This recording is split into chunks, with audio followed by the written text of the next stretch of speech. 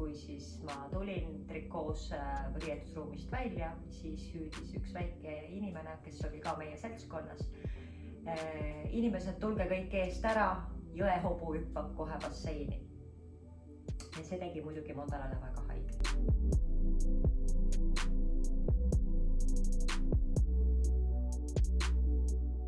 Joo, ma olen Mondala ja tere tulemast tagasi minu kanalile. See on minu teine video ja ma olen täna koos enda emme Karinaga. Täna me räägime kaaluprobleemidest ja põhjus on väga lihtne. Ma tegin Instagramis trenni, postitasin oma trennivideo. Võib-olla see oli maksimum 5 sekundit pikk ja keegi inimene tundis ennast väga solvatuna selle peale, et ma julgesin trenni teha seal. Tegi endale fake Instagrami konto ja kirjutas mulle, kuidas ma kahjuks, mul ei ole seda kirja alles, aga see oli umbes niimoodi, et ma solvan inimesi, kes on ülekaalulised. Minu pealkirjaks oli videole, et ma saan ennast korda, ma kohe selgitan seda ka. Ja ta ütles, et tema luges sellest välja, nagu mina oleksin ülekaalus ja peaksin siis oma kaalu alla saama.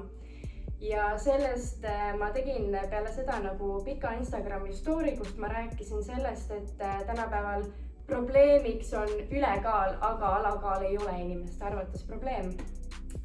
Ja kuna mina olen olnud suure osa enda elust alakaalus, siis mul on lihtne rääkida teile sellest osast, aga minu ema on olnud päris suure osa enda elust, on suur osa või? Ikka suur. Ülekaalus, nii et me saame siis täna tuua teile võrdlusi, ilma et keegi mulle kõrri hüppaks, et ma tean ainult alakaalustest ju ei tea, ma tean ka ülekaalust päris palju. Ja ma kirjutasin siia meile küsimusi, mis võiksid teile huvi pakkuda ja siis ma ka otsisin internetist väiteid, mis osad on isegi okeid, aga osad on täiesti jaburad, mida päriselt ka inimesed arvavad söömise ja kaalu kohta. Nii et me püüame siin siis neid ümber lükata ja tõestada, jah? Esimene küsimus, kuidas siis minul alakaal tekkis ja kuidas Empsil, ma ei saa sulle Karina öelda siin, nii et Emps, sa võid alustada, miks sinu ülekaal tekkis? Palun.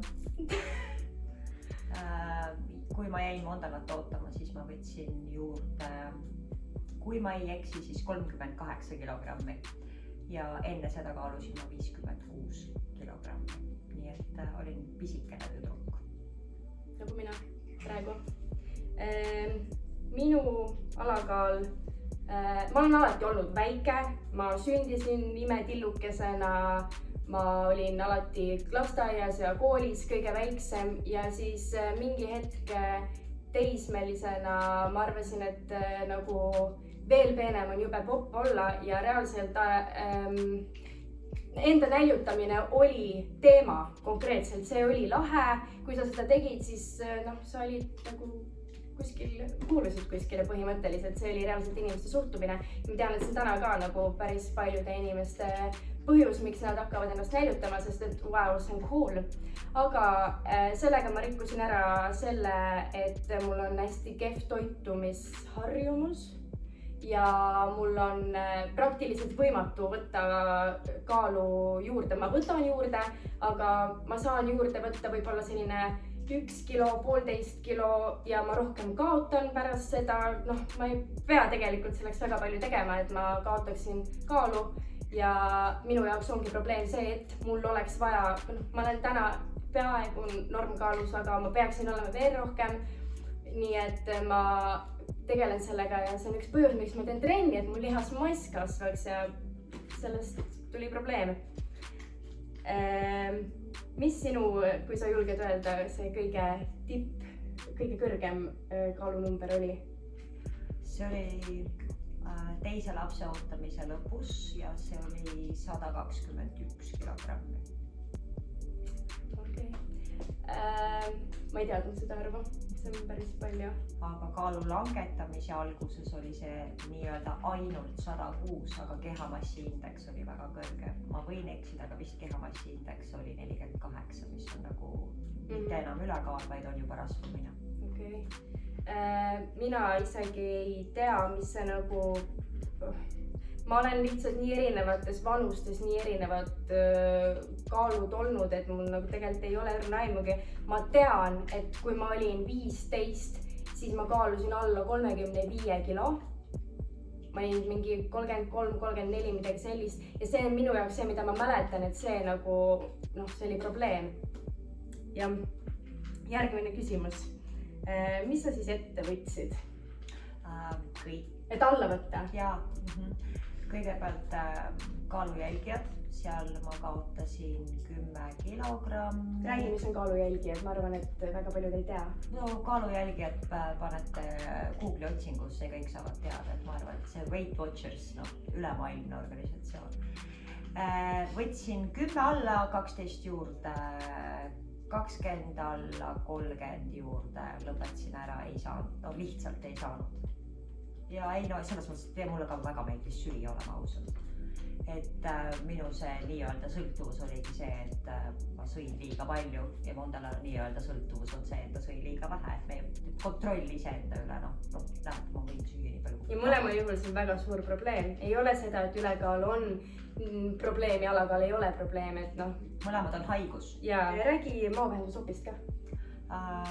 2010. aastal läksin ma bariaatrilise arsti juurde, doktor Kauri juurde, kes vaatas ära minu kehamassiindeksi, minu seljaprobleemid, meil on mõlemil seljaga päris suure probleem. Meil on mõlemal selg opereeritud. Ja siis ta pani mind järjekorda, et teha mulle bypass maavähendusoperatsioon, et need on nagu erinevad, et bypass on siis maost möödajuhtiv operatsioon ja siis on olemas veel gastric sleeve, mille kohta ma väga palju infot ei tea, sest mul ei ole seda tehtud, aga see on nagu kergem operatsioon, kuid pead kauem vedeltoidul olema, aga see on jälle see, et doktor Google aitab pange otsingusse, saate kõik teada. Ja see öeldi mulle, et 2011. aasta kalendriaasta jooksul helistab telefon ja siis ma pean olema valmis. Juhtus hoopis nii, et 2010 oktoobris keegi ütles aja ära ja mina võtsin selle aja, nii siis möödas on 10 aastat sellest operatsioonist ja sellises kaalus, nagu ma täna olen, pluss-miinus 5 kilogrammi, olen ma siis olnud 8 aastat. Julged öelda ka või? Ma kaalun 65-70, ma ei ole veel kunagi 70 selle 10 aasta jooksul kaalunud, sest ma olen ise enda jaoks selgeks teinud, et kui on 69, joo rohkem vett, kui on 65, hakka rohkem sööma. Et ma ei tohi minna alla 65, sest see on minu normaalne ja siis mul on hea olla. Olen ka proovinud ära peale opijärgselt 62 kilogrammi näost hall, haige, väsinud ja mitte mingit jõudlust. Nii siis minu normaalne on 65-69. Aga see sõltub kõik inimese pikkusest ka, et nagu need numbrid, millest me siin räägime, on puhtalt see, mis meie kehamassiindeks ütleb meie kaalu ja pikkuse kohta. Et ei ole nüüd see, et ma kohe räägin, mul on selle kohta siin väga hea küsimus ka, et ei ole see, et nüüd 70 on nüüd see, et sa oled ülekaalus või kui sa oledki mingi, ma ei tea, 1,80 m pikk, siis see on jumala okei, kui see on nagu normaalne, et sa kaalud 70 kilo, aga me jõuame selle 70 juurde veel. Kas sa võid öelda nagu ausalt, et sa oled täna oma kehaga sõber ja sa nagu armastad iseennast? Ma olen oma kehaga sõber umbes 6 aastat olnud, sest see minapilt peeglis muutub väga-väga raskelt. Mul oli operatsioonist möödas 2 aastat, kui ma ikka veel ei teadnud, mis number riideid ma poest ostan. Ja siis, kui mul oli see tipphetke, kus ma 62 kilogrammi kaalus, mis ilmselgelt tollel hetkel oli minu kehale vähe, siis ma läksin endale pisikest musta kleiti ostma, mis täna on Mondalale paras. Nii et võite ise arvestada, et ma vahepeal läksin liiale. Ja siis ma esimest korda sain poes olles aru, et ma ei ole paks. Ja, mina ei ole endaga veel nii-öelda sõbraks saanud, aga ma olen väga palju nagu lähemal sellele, kui ma olin 15-16 aastaselt. Mina kaalu peaaegu 47 kilo. Ma ei räägi väga kaalunumbritest niimoodi oma sõpradega ikka, aga see on peaaegu normaalne ja ma ütlen kohe ära, ma olen 1,60 m pikk, ärge nagu tulge mulle ütlema, et see on nii hull. See tegelikult ma võiksin kaaluda 50, mida mu arst mulle väga-väga surub, aga mida sa teed, kui sa lihtsalt ei võta kaalu juurde? Mida mina ette võtsin, ega mina ei võtnud midagi ette. Mulle ütles arst, et õigemini mu emale ütles mu neuroloog, et alakaalus ja nii on ja nüüd tuleb hakata jälgima ja tegelema ja ma siia pikemalt seisma ei jääks, sest et see toitumisprobleem on hoopis teine teema kui meie tänane nii-öelda üldine kaaluprobleemide teema. Võib-olla kunagi, kui ma rääkisin teile eelmine kord, et ma tahan rääkida vaimsest tervisest, ma pean ilmselt väga palju ennast koguma, et kunagi sellest rääkida, aga siis ma toon välja ka nagu enda toitumis ja muud sellised probleemid. Mille juurde ma tahtsin jõuda, ma skipin veits küsimusi, sest et sa ütlesid, et sinul on see, et sa ei taha kaaluda 70 kilo. Nii. See on minu maks. Kas teeme sellist äppi nagu TikTok? Jaa, õudne. Jaa. Ära ütle kõik nii. Tantsivad seal ja sinul on selles vaatamise sõltuvus. Igal juhul TikTokis liikus vahepeal selline arvamus nagu päriselt noorte tüdrukute seas, et kui sa kaalud 70 kilo, siis sa oled automaatselt ülekaaluline. Ja seda päriselt tüdrukud arvasid, olenemata sellest, mis pikkuses nad on. Mis sa arvad sellest? See on väga rumal jutt. Väga rumal jutt. Inimese täiesti normaalkaal võib olla ka 75 ja võib olla ka 80, et see kõik sõltub kehamassiindeksist, sellest, kuidas sa toitud, sellest, mida arst sulle soovitab, kuidas sa ise ennast tunned, et inimene võib ka kaaluda 90 kilogrammi ja olla seal juures terve. Et see on nüüd nii individuaalne, et öelda, et 70 on ülekaal, see on lauslõllus. Nõus. Nimeta asju, mis häirisid sinu igapäeva elu juures, kui sa olid ülekaaluline? No raskus. Kummardada oli raske, hingata oli raske, lapsi süles hoida või neid tassida oli raske. Et kui me räägime nagu tervise mõistes, siis mul oli kogu aeg raske, sest ma ju kaalusin palju. Ja miks ma seda küsisin on see, et alakaalu puhul on täpselt samad asjad. Hingata on raske, sul ei ole jõudu. Ma tassin Rokot, kes kaalub vähem kui 2 kilo. Ma tassin teda poes niimoodi käes ja mul on käsi täiesti surnud, kui ma olen seal olnud kauem kui 10 minutit. Mis ütlesid? Hingata on raske, kummardada, täpselt samamoodi pea hakkab kohe ringi käima. Et tegelikult see on imelik, et ikka veel tänapäeval inimesed ei saa aru sellest, et ülekaalulisena sa tegelikult tunned täpselt samu asju, mida sa tunned alakaalulisena. Just. Nii, tahad veel midagi öelda või? Otseselt ei.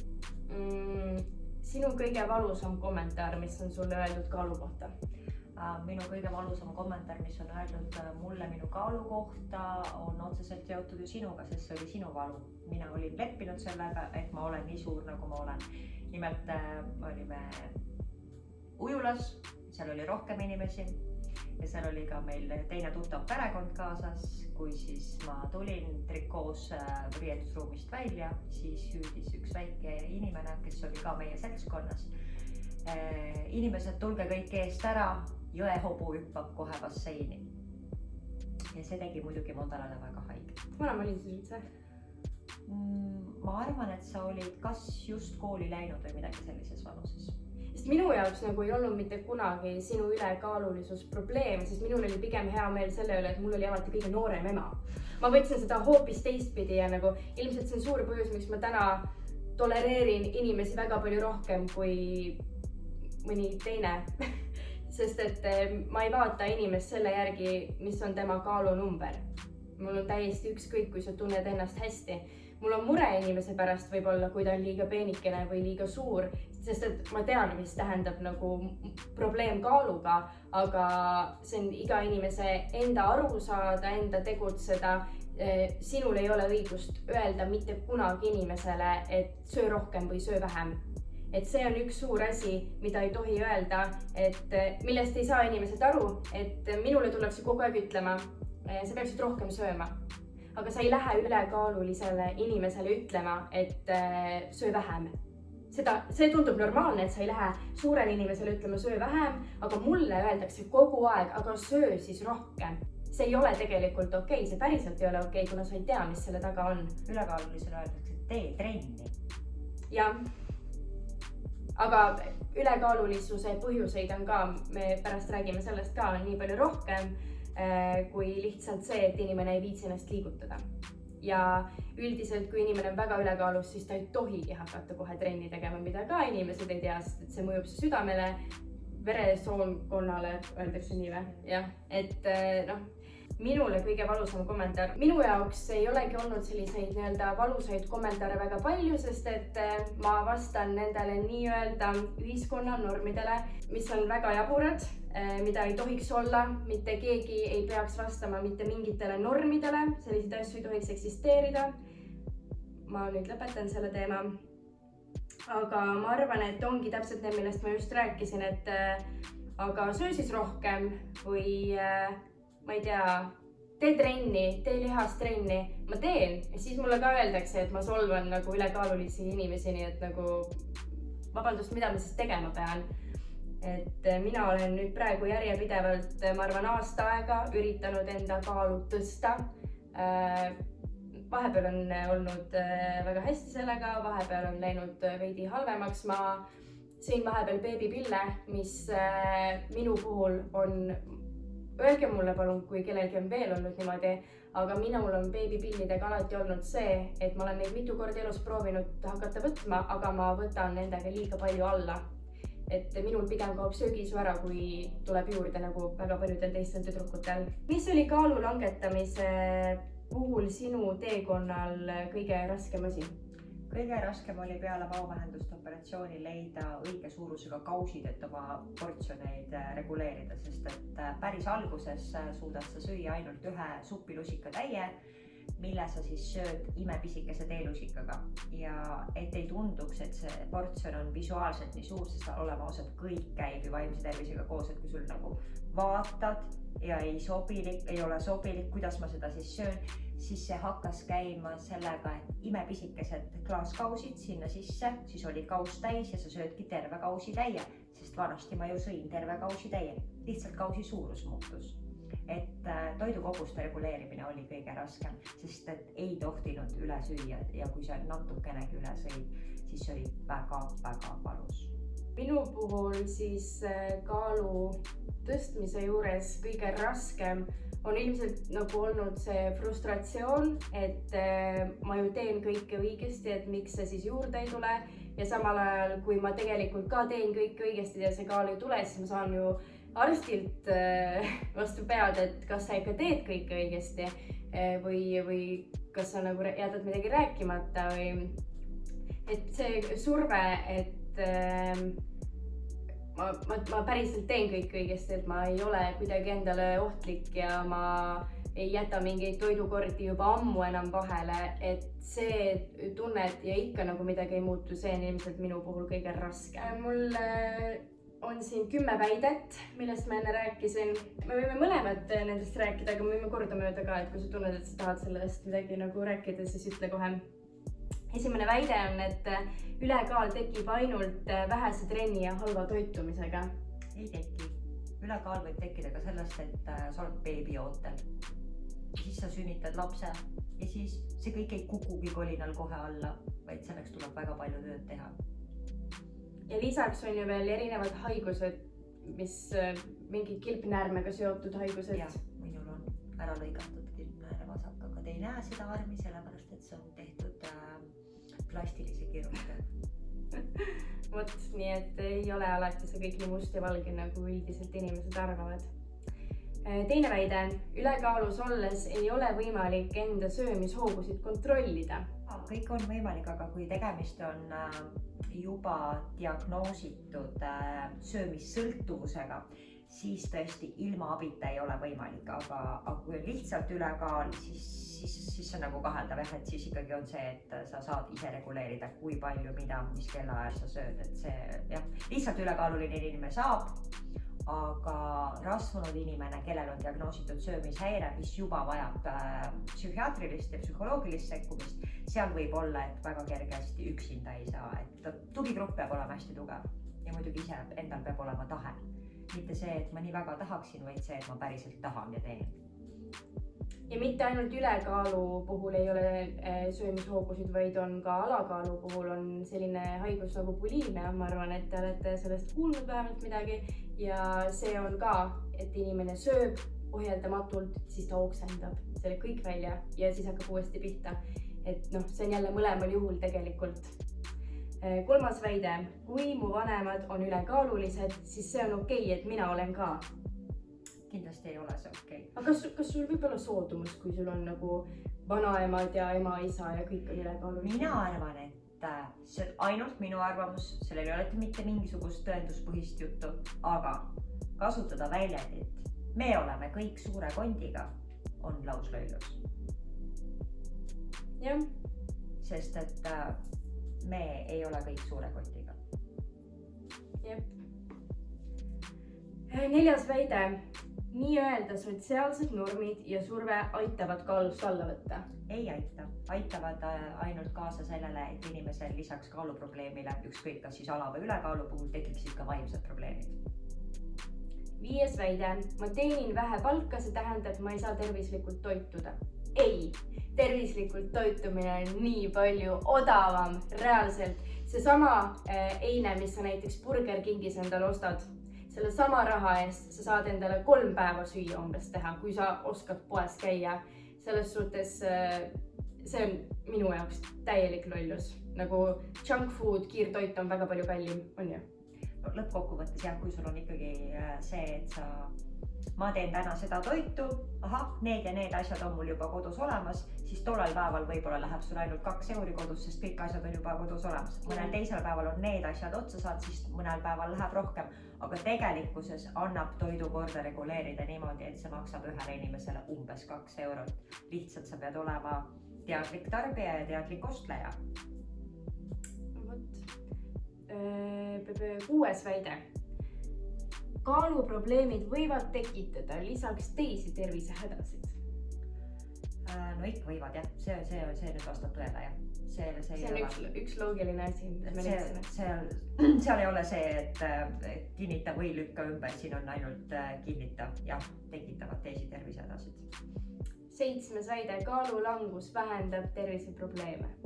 Kaalulangus võib vähendada terviseprobleeme, kui see on nagu kooskõlastatud tervisliku toitumisega või ütleme normaalse toitumisega ja see ei pea isegi trenn olema, aga liikumine, aga minu puhul näiteks kaalulangus tekitas mulle väga palju terviseprobleeme, vastupidi, et kuna see võib liiga hulluks minna. See on siuke piiripealne, ma ei ütleks, et see ei vähenda terviseprobleeme. Ta vähendab terviseprobleeme, kui on tegemist ülekaaluga, aga kui tegemist on normkaalus inimesega, kellest saab alakaaluline inimene, siis ta kindlasti ei vähenda, vaid tekitab juurde. Ja, see on siuke 2 otsaga asi, et sõltub, kuidas kellelgi on. 8. väide, alakaalulisena on kergem trenni teha kui ülekaalulisena. Are you effing kidding me?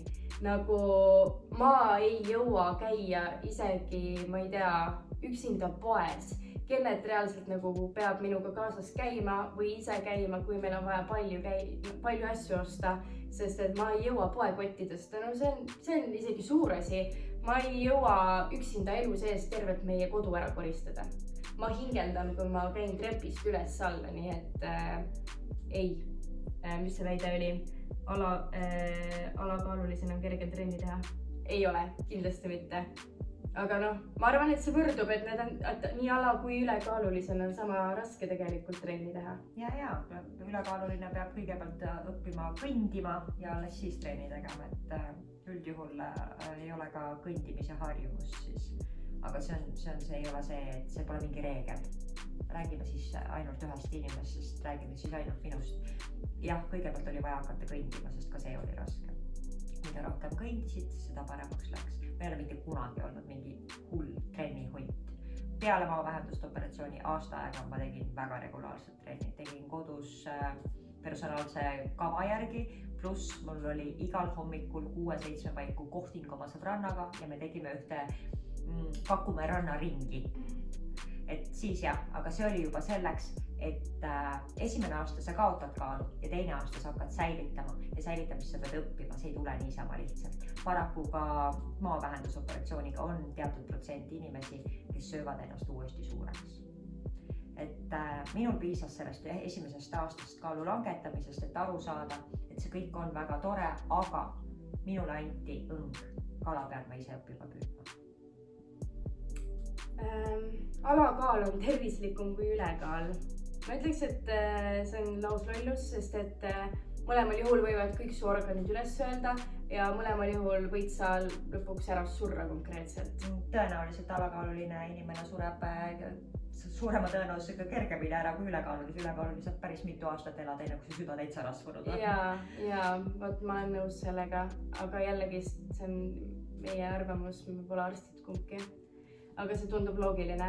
Me saame rääkida oma perest lihtsalt. Ja süsivesikud ja rasvad muudavad ülekaaluliseks. Ei, valige head süsivesikud ja valige head rasvad. Täpselt. Näiteks mina ei saaks elada, kui ma ei tarbiks iga päev süsivesikuid ja rasvu, aga suur vahe, kas sa sööd mingit burgerirasva endale sisse või näiteks avokaado, taimset rasva, et see on nagu väga-väga oluline tegelikult meie organismile saada neid häid rasvu.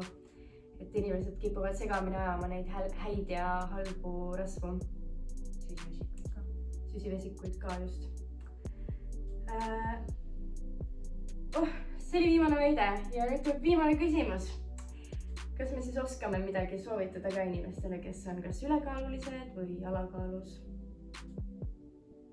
Kui inimene on ülekaaluline ja vajab mingit abi või? Jah, just. Kui ta nagu praegu vaatab seda ja mõtleb, ma tahaks midagi ette võtta, kuidas ma alustan? Siis ma ei tea, kirjutad Google'i otsingusse, kuidas alustada kaalu langetamist ja siis loed ja vaatad, mis sulle sobib. Ja põhimõtteliselt, kui sa tahad teada rohkem selle trenni poole kohta, siis kindlasti saad Mandala käest küsida nõu, kui sa tahad teada bariaatrilise lõikuse kohta, täiesti vabalt on võimalik läbi Mandalaga minu käest nõu küsida. Küsige mult siis emme kontakti. Aga põhimõtteliselt iga inimene saab teha neid otsuseid ainult niimoodi, et ta vaatab peeglisse ja räägib selle inimesega, kes sealt peeglist vastu vaatab.